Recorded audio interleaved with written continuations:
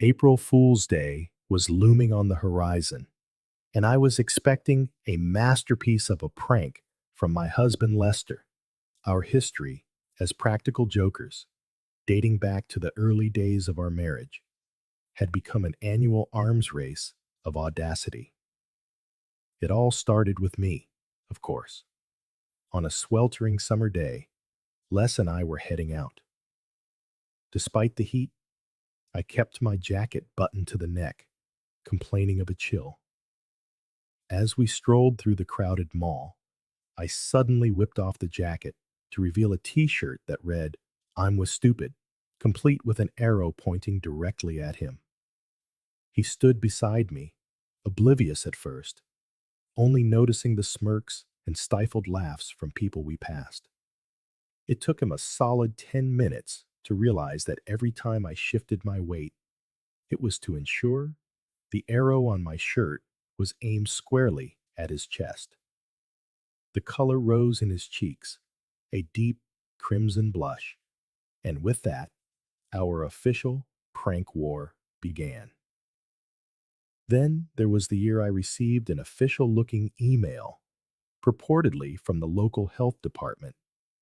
It claimed I had been listed as a sexual contact of one Anthony Sanders and demanded I come in for immediate testing.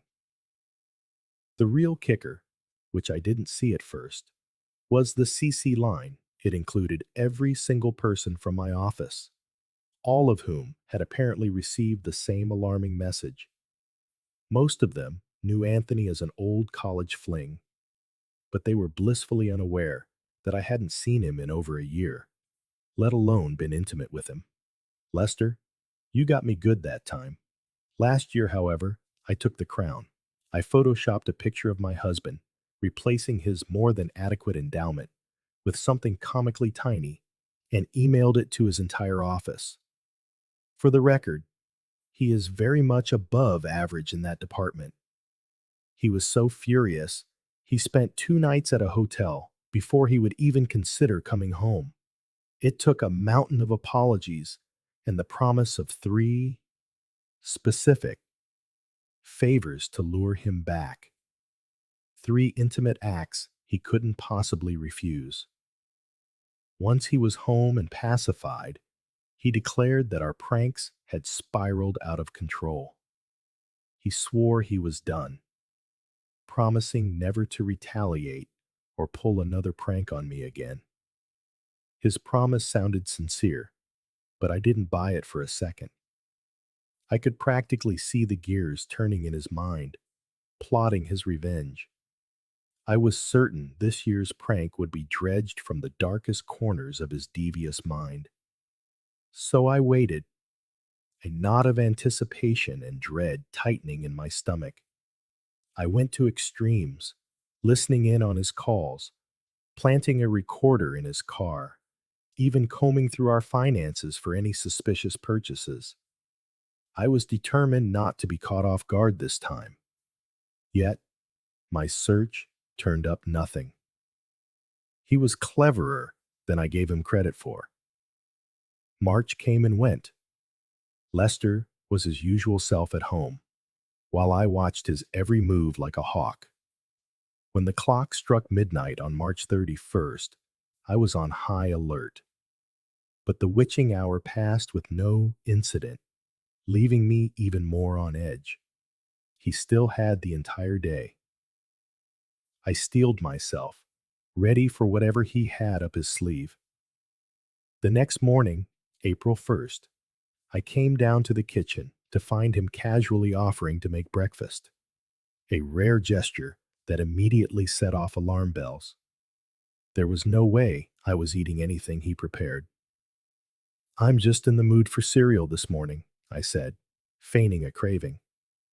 As I poured a bowl and added the milk, I discreetly sniffed it, checking for any foreign substances. Nothing. A tentative bite confirmed it was just plain cornflakes. I refused coffee, claiming I was cutting back on caffeine. The truth was, I was avoiding it because he had made it. I watched him prepare his beloved ham, egg, and cheese on an English muffin, almost tempted to ask for one despite the risk.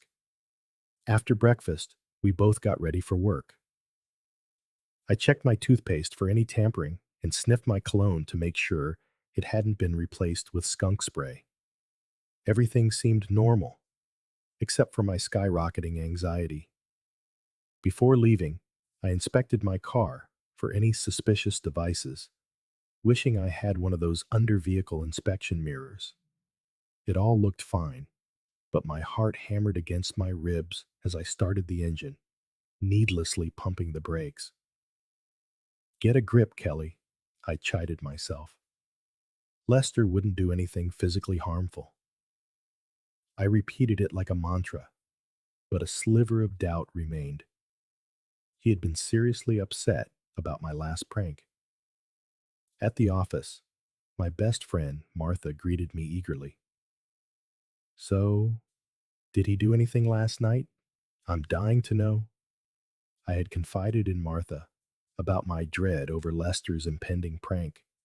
She had cheered for my stunt last year, then brazenly asked for the unedited version of the photo, or better yet, a private viewing.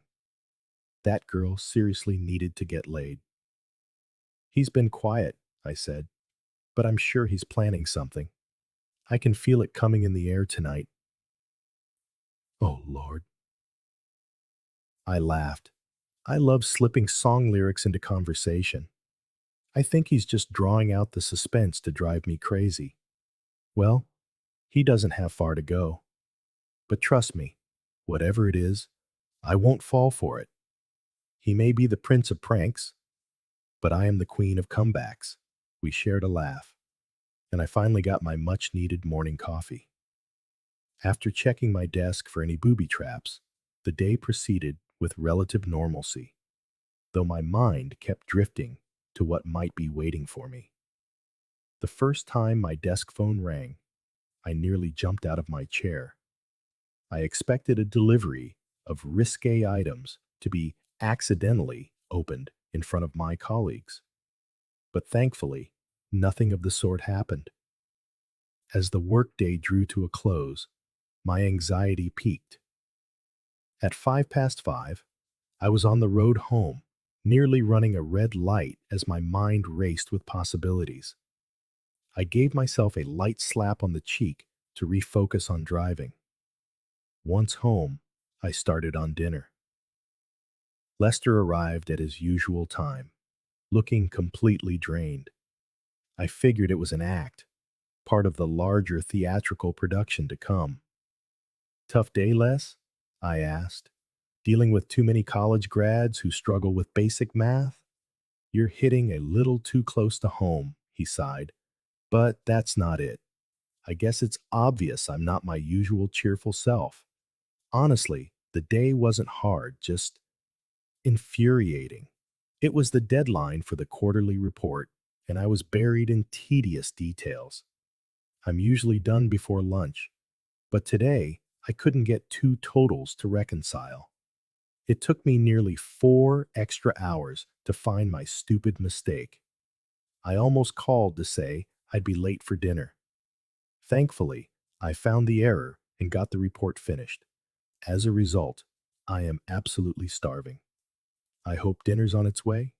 20 minutes tops, I said. Why don't you fix yourself a drink while I finish up? Excellent idea. I love the way you think. He leaned in and planted a kiss on my cheek before heading to the liquor cabinet. He poured himself a bourbon and settled in the living room to watch reruns of Swamp People, a show I found hilarious, considering he would never venture into a place teeming with mosquitoes, alligators, and snakes.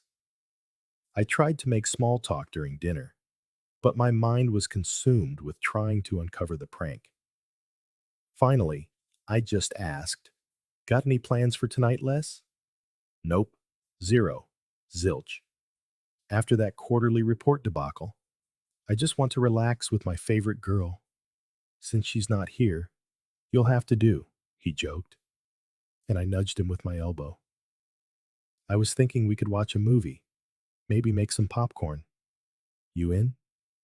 Absolutely. After dinner, I loaded the dishwasher, microwaved a large bowl of popcorn, and brought it into the living room with our drinks. A rum and coke for me, a bourbon for him. What do you want to watch, Les?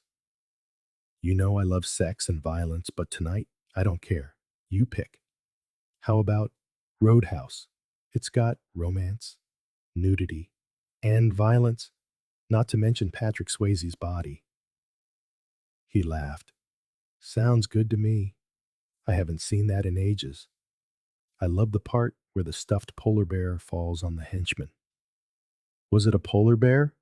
I thought it was a grizzly. We'll see. We settled in, watching the movie and eating popcorn.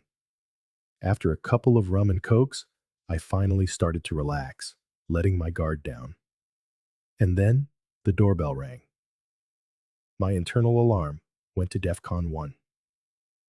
This is it, I thought. Nobody ever came to our house unannounced after dark.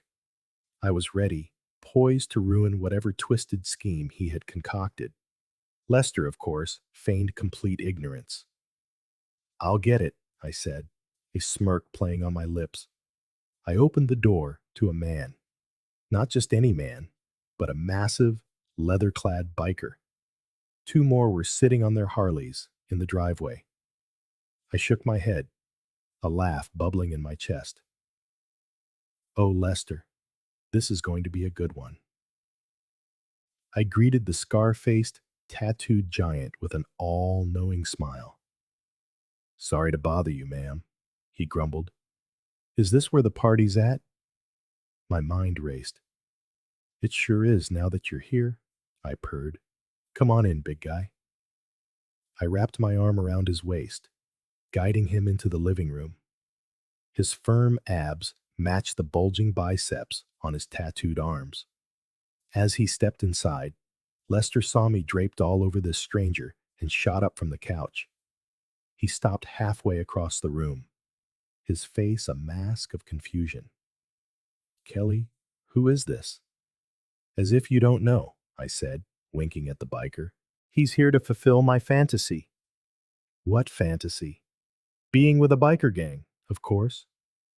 I didn't even know that was a fantasy of yours. Lester stammered. Then his eyes widened. Wait, I get it now. This is your April Fool's prank. Very funny. You had me going for a second.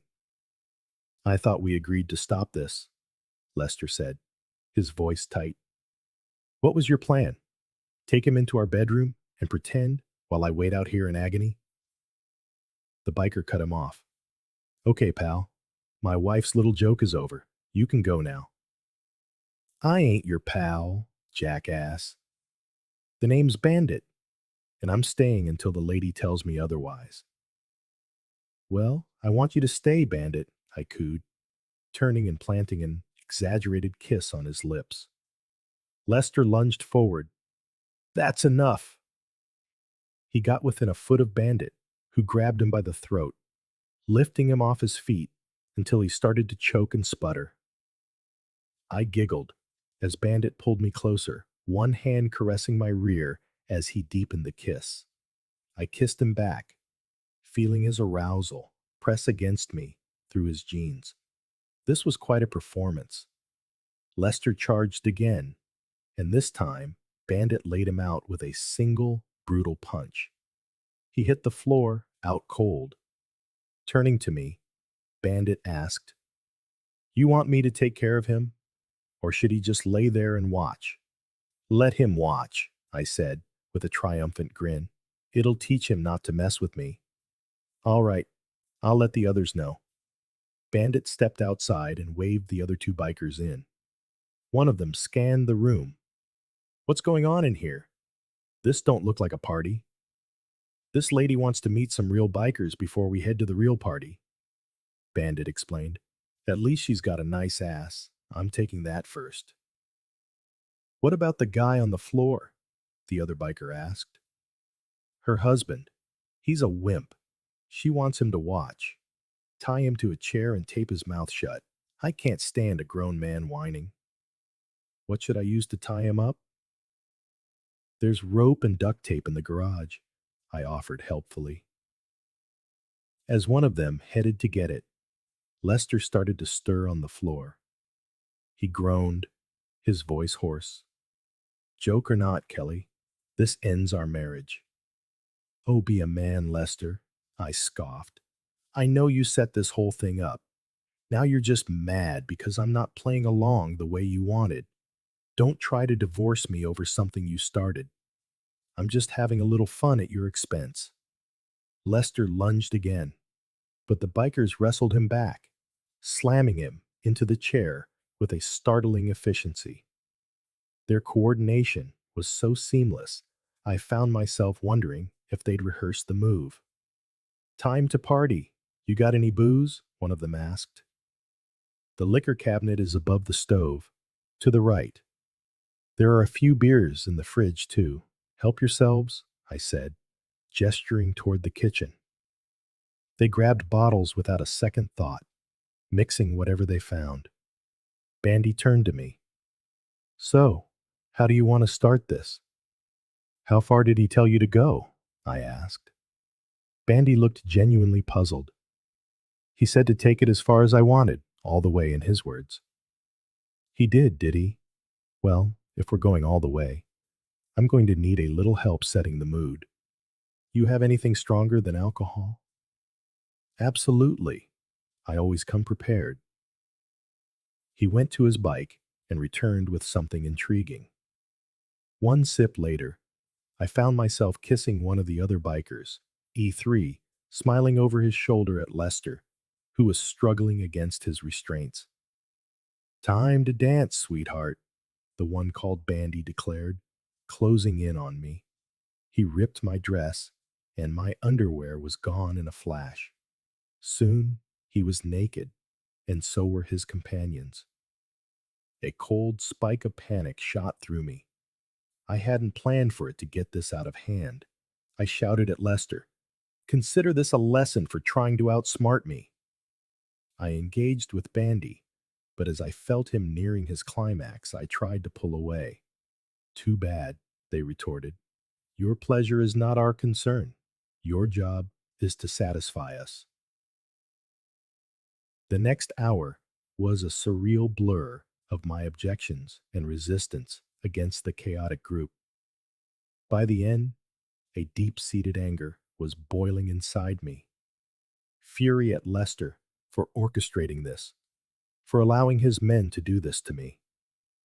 Every time I glanced at him in the chair, the rage intensified, but I hid my distress. I wanted him to think I was enjoying it. I couldn't let him believe his prank had worked. After a few hours, the bikers left. My movements were stiff and sore, but I managed to get to the kitchen and grab a sharp knife. When I went to free Lester, I saw the damage to his wrists and ankles. They were bleeding where the ropes had torn his skin. Looks like that smarted, I said, definitely. I expected an explosion, maybe even a physical outburst, once the ropes and tape were finally off. I stood back, bracing for his fury, but instead of shouting or lunging, he just stared at me with a silent, burning rage, pushed past me, and went upstairs. I retreated to the downstairs bathroom to wash the remnants of the bikers off my skin, noticing the many hickeys scattered across my body. I was still in the bathroom when the front door slammed shut. A moment later, the squeal of Lester's tires signaled his departure. I figured he was off to sulk at some motel, as he'd done before. I silently celebrated my victory in our annual April Fool's prank war and went to bed. Saturday morning arrived with my phone ringing incessantly. It was Martha. Dish, what did he do? Her voice was electric with curiosity. You are not going to believe this. I can't wait to tell you. Lunch at Fridays? Absolutely. Don't you dare keep me waiting. Soon we were sitting at a table, enjoying our meal. I recounted the entire biker encounter, which was supposed to be a sham, and Lester's furious reaction. Oh my word, you went through with it? Your own husband set you up like that? And you were okay with it? She asked, adopting a terrible southern drawl. Well, I do declare, I believe I have the vapors. She feigned a swoon, and I burst out laughing. That idiot Lester tried to make me think I was about to face a biker gang before shouting, April Fools.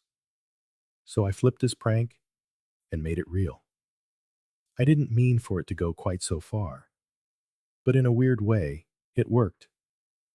I doubt he'll ever try something like that again.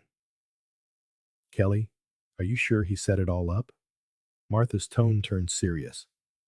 It's hard to believe even Lester would orchestrate something that extreme. If he didn't, you could be looking at a very messy divorce. Oh, crap. I just thought of something. Did they video any of it? If they did, you need to get rid of it. After you make a copy for me, of course.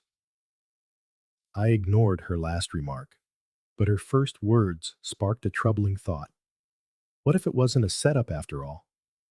The idea of divorce hung heavy in the air, a possibility too disastrous to contemplate.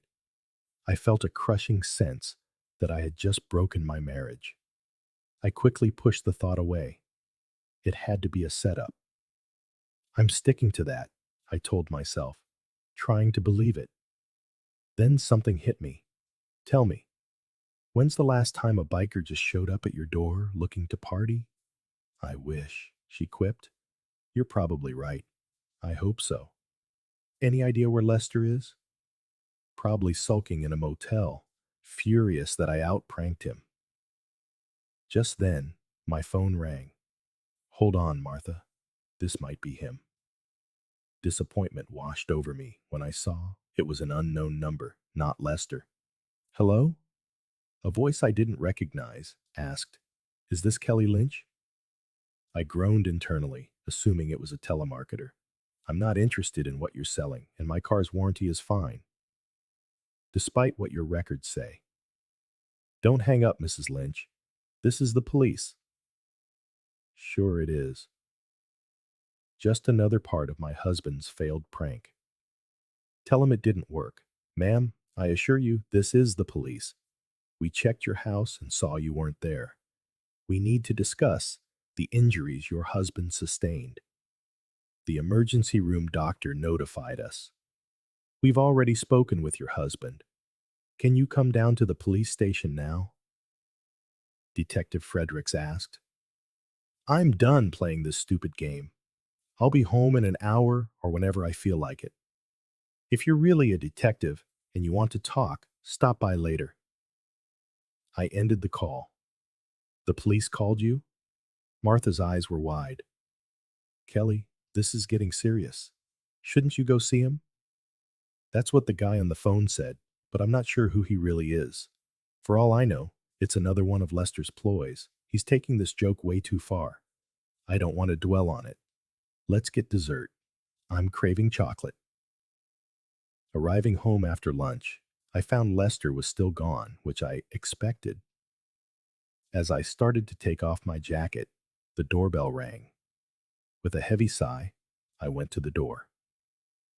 A female police officer and a man who looked like a detective stood there, flashing their badges and asking to come in. The shock hit me. This was real, entirely different from what I'd anticipated.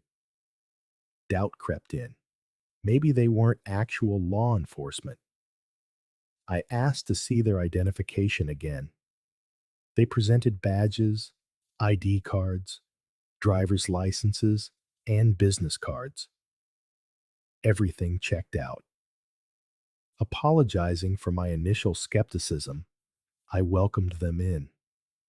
It was only then that I remembered I hadn't cleaned up from the night before. The living room was untouched, with empty beer and liquor bottles, stains on the sofa and carpet, and of course, the chair. The detective walked over to the chair where Lester had been tied. He observed the cut ropes, the used duct tape, and the blood stains.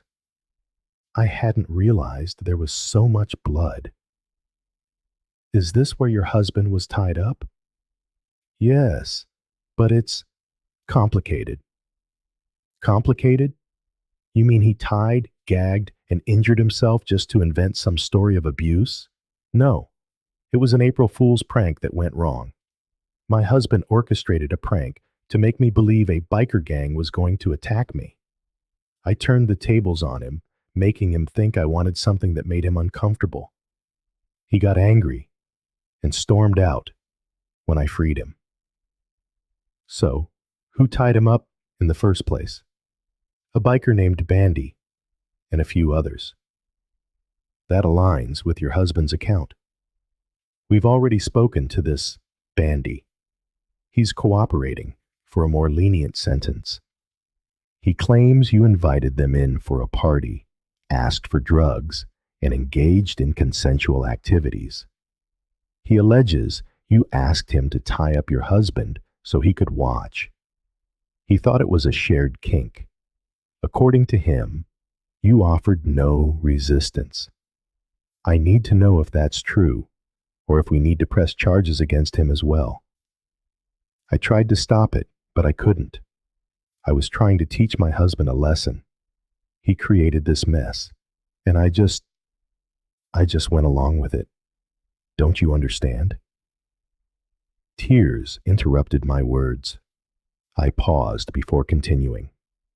You said Lester was at the ER. How is he? Is he still there? He's more angry than anything. His wrists and ankles are bandaged and sore, as you'd expect. He was released after a few hours, but came to the station to press charges. The doctor says he should make a full physical recovery. I'm relieved he's not seriously hurt, but this was his fault. I wasn't going to be made a fool of. I'd say you handled that quite effectively. But ma'am, it's not my place to judge fault. That's for judges and juries to decide, as you'll soon see. Mrs. Lynch, I'm placing you under arrest for the assault and false imprisonment of your husband. And regarding your own health, you need to get checked for STDs. One of the bikers you were with has a severe and persistent one. You have the right to an attorney. Please, it was a prank on me. I retaliated. You can't arrest me for that. It was his fault. Tell it to the judge. I ended up in jail. When I tried to post bail, I discovered my cards had been canceled. Swallowing my humiliation, I called my father, concocting a story until he told me Lester had already contacted him. My father, who was close to Lester, berated me for minutes as I sobbed. Finally, he agreed to pay my bail and take me home. Once home, I texted Lester, pleading for a chance to talk and clear things up. His reply was cold. Everything is clear to me. My response is coming soon. I had hoped for a face-to-face meeting, or at least a call. Instead, I was served with divorce papers citing physical abuse and emotional torment. I cried once more. I had let a stupid prank ruin my marriage. An impractical joke, to say the least. The trial was swift. Bandy took the stand as the star witness. He testified that he'd arrived at the wrong address, was invited in by me for a party, tied up my husband at my instruction, and had consensual relations with me. In exchange for his testimony, he received a minor sentence on a false imprisonment charge. However, it was my husband's testimony that cut the deepest. He admitted to our history of pranks, but insisted he had sworn off them for good. He thought I trusted him. The events of that night had shaken him profoundly, shocking him to an unfathomable degree. Under oath, Lester denied any prior contact with Bandy, any consent to a fake or real foursome involving his wife, and declared that his love and respect for me had vanished that night. Showing the scars on his wrists and ankles, he stated they were a permanent reminder of why he could never trust me again. His admission that he might struggle to trust any woman ever again brought tears to the eyes of even the female jurors. My case collapsed. When it was my turn to testify, telling my version through tears, I could feel the jury's disapproval, especially from the women I had hoped to win over. My guilt was palpable, obvious to everyone. Unsurprisingly, the verdict was guilty. I was sentenced to 3 to 5 years, a leniency I was told could have been much worse. Back in the county jail, I waited for transfer to prison. The final divorce papers arrived during my incarceration, but I barely registered the settlement. One day, Lester visited me. His presence was bewildering.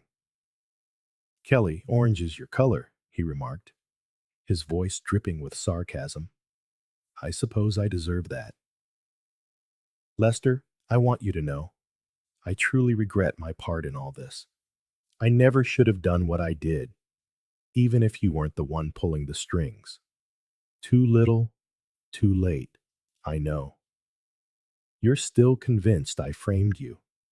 For that, I would have needed a truly twisted motive. Maybe to secure a better divorce settlement, something more than a 50-50 split. I'd have to be cunning, siphoning off cash for months without you ever noticing. Enough to bribe some bikers, mislead the cops, and get off with a slap on the wrist. But I'd need an in with a gang, like that colleague at work, the one whose brother needed my help with a promotion.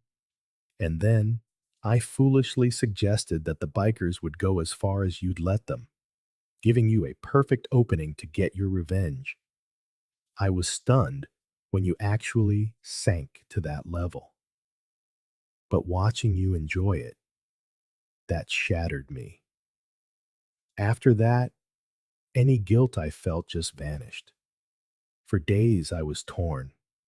I thought about ending it for both of us. But in the end, I chose to put you behind bars. I knew it. I was right. We're both fools in this, Lester, but you're the one in a cage, not me. So, tell me, who's the bigger fool?